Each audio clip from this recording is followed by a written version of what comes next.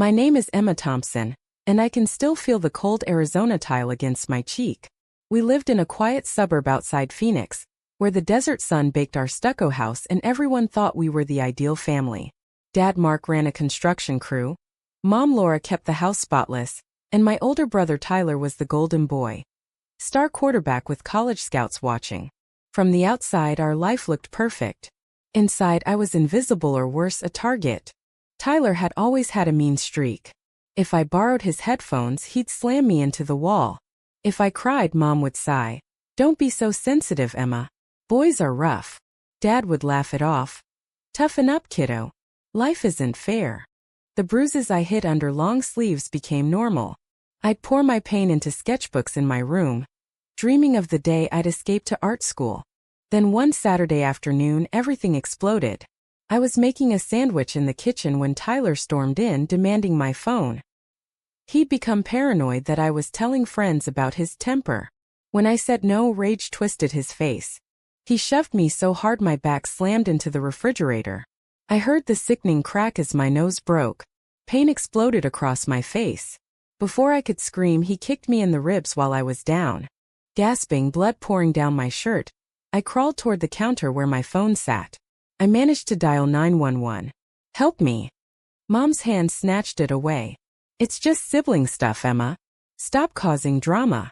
She hung up on the dispatcher. Dad walked in, saw the blood on the floor, and shook his head. "For God's sake, not this again. Tyler, go cool off." They stepped around me like I was an inconvenience. Tyler smirked from the doorway. That was the moment something inside me shifted. I realized they weren't going to protect me. Ever. I dragged myself to my room and locked the door. Through tears, I took photos of my injuries and wrote everything down, the years of abuse, their excuses. Then I video called my Aunt Rachel in San Diego. She'd left after arguing with my parents years ago.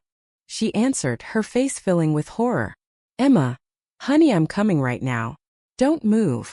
Aunt Rachel arrived 3 hours later with a social worker she'd contacted on the drive. The look on my parents' faces when she walked in and demanded they let her see me was something I'll never forget. At the ER, doctors documented the broken nose and bruises. Police took my statement. Child Protective Services opened an immediate investigation. Tyler was placed in a juvenile diversion program with mandatory anger management counseling and community service. My parents were ordered into family therapy and parenting classes. They couldn't believe their perfect image was crumbling. I moved to California with Aunt Rachel that same week. In her sunny beachside apartment, I started weekly therapy. Slowly, the nightmares faded. I went back to school, joined an art club, and for the first time felt truly seen. The biggest lesson? Family isn't just blood. It's who shows up when you need them most. Speaking up doesn't make you dramatic. It makes you brave.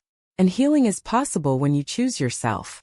If you're in a similar situation, please reach out for help. There are people who will believe you.